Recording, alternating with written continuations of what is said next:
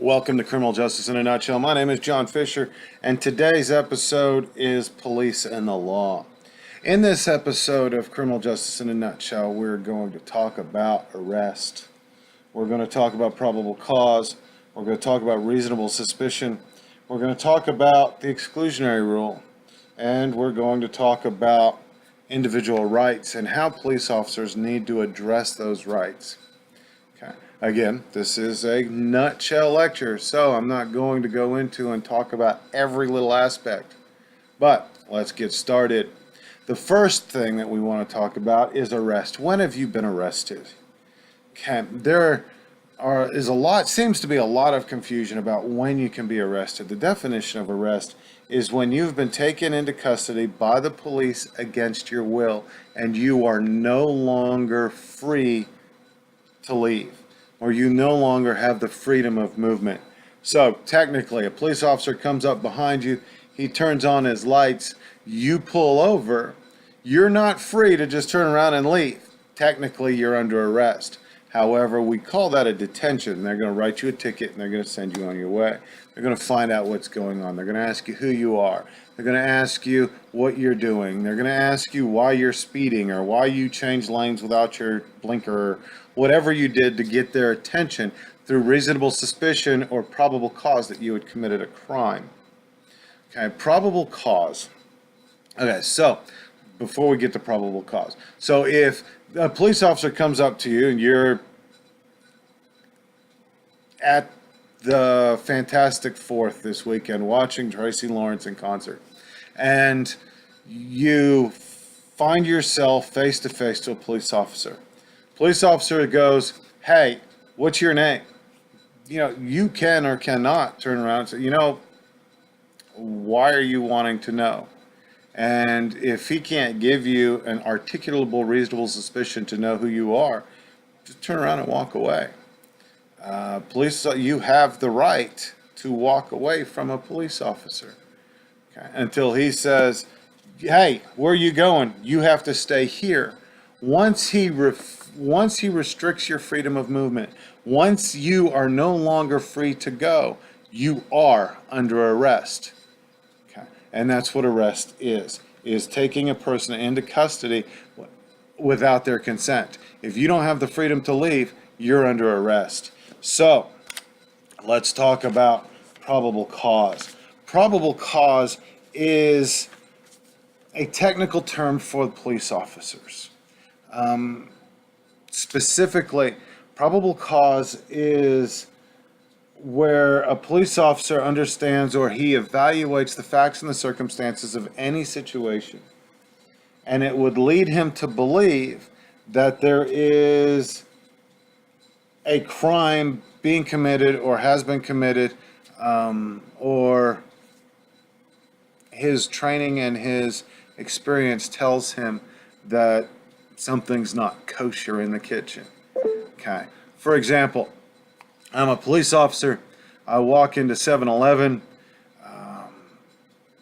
and while I'm in 7-Eleven filling up my 95-ounce big gulp with soda that the clerk's not going to charge me for, somebody walks into the store, puts a gun in their face.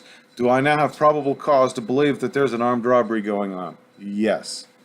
And what if I go into a store and as a police officer and there's somebody standing at the counter and the clerk seems extremely nervous and they keep looking at me and the expression on their face says, "I need help." Do I have probable cause to go up to that person at the counter and say, "Hey, who are you and what are you doing?" Yes, I do, because I have reasonable suspicion through my 30 years experience in the criminal justice world to know that something's not right. And then I can turn around and I can proceed to continue my field investigation. The bad guy or the suspect that I'm talking to might turn around and say, "You know what? I'm leaving. Have a good day." And that's all there is to it. Then once the bad guy leaves, the clerk goes, "He was in the process of robbing me." I can go, I now have probable cause to go arrest him. Okay. See the difference? Do you understand the difference? Okay. What about searches? I get a lot of questions. Can the police search me? You know, the cops just kicked in my door and searched my house, and they found a gun and they found drugs and they arrested me. They didn't have no warrant. They didn't show me no warrant. In fact, the cop said, I don't need no stinking warrant. Well, yes, he needs a warrant. If he's going to enter into your house, he needs a warrant. Unless he is chasing a suspect into your house. Other times when a police officer does not need a warrant is if they see something in the plain view. If a police officer is where he is legally allowed to be and he sees contraband or he sees a crime going on, he can take action on that crime. Okay. If it's considered exigent circumstances, if there's an emergency going on. Okay. In 2001, the police were called to the house of Mr. Lawrence because there were screams coming from the house. Well, the police officers showed up, they heard these screams, and they thought that there was a crime in progress. So they kicked in the door, they rushed into the bedroom where they found Mr. Lawrence hip deep in the anal cavity of Mr. Jones. Mr. Lawrence was arrested for sodomy and he was sent to jail. Lawrence v. Texas, 2001, then established that sodomy laws are unconstitutional. But that's a whole nother story. The arrest that the police made on Mr. Lawrence was legal because it was an exigent circumstance. There was an emergency going on that they believed that there was life being threatened. So they had the right to go and search for that emergency. Okay, if you take your trash and you throw it out to the street, you throw it out to the curb, it no longer belongs to you, you have abandoned it, and the police have every right to search it without a warrant.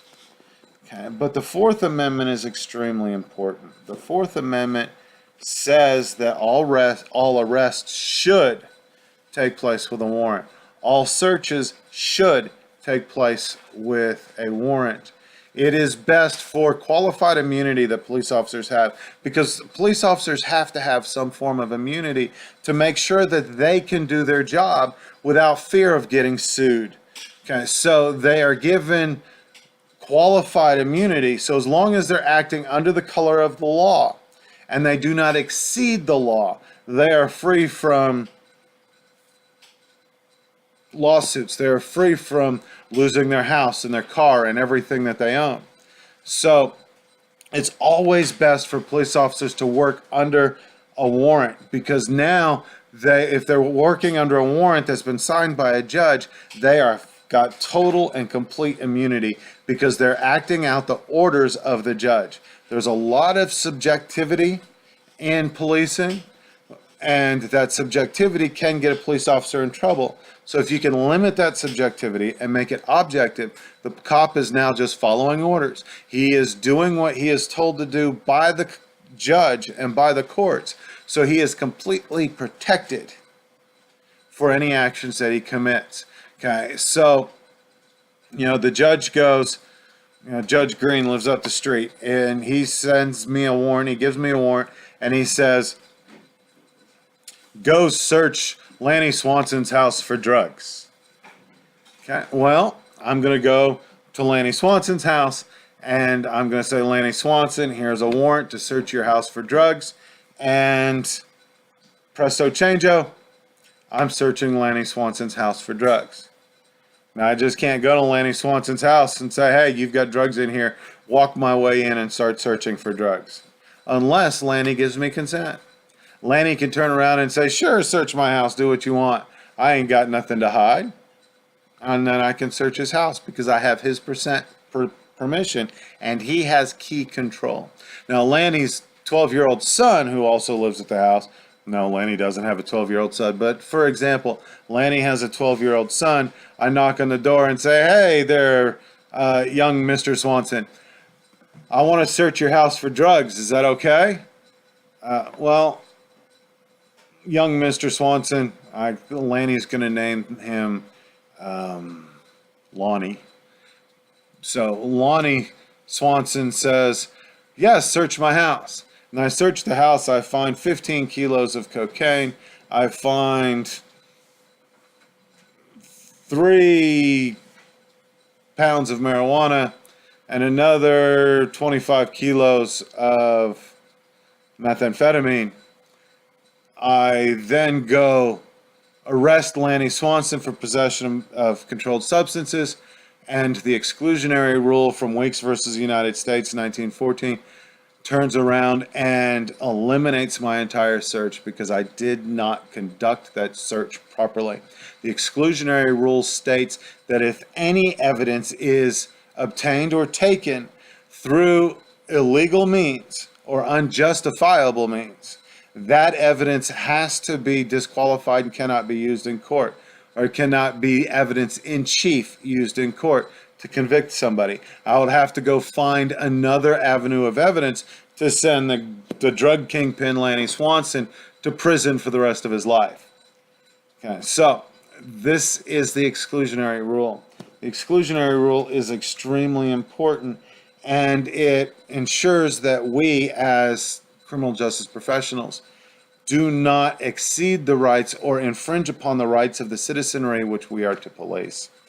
The next rule, or the next protection against the police that citizenry have, is Miranda v. Arizona. Miranda v. Arizona was a case where Mr. Miranda was a serial rapist in Arizona, and they forced him to confess. And because they forced him to confess, then they used his confession in chief against Mr. Miranda, and he was sent to prison. The Supreme Court ruled that you cannot force a confession upon anybody. So Miranda v. Arizona ensures that police officers do not force confessions. That protects us against self-incrimination, which is in the Fifth Amendment, and it helps us to ensure that police officers are doing their jobs. And this has been Criminal Justice in a Nutshell, Police and the Law in a Nutshell. If you're going to be a police officer, protect yourself from a 1983 lawsuit. This is where the federal government says that you, as a police officer, can be sued in your position as a police officer for violating the rights of the individual. Thank you for joining us today. I'm John Fisher.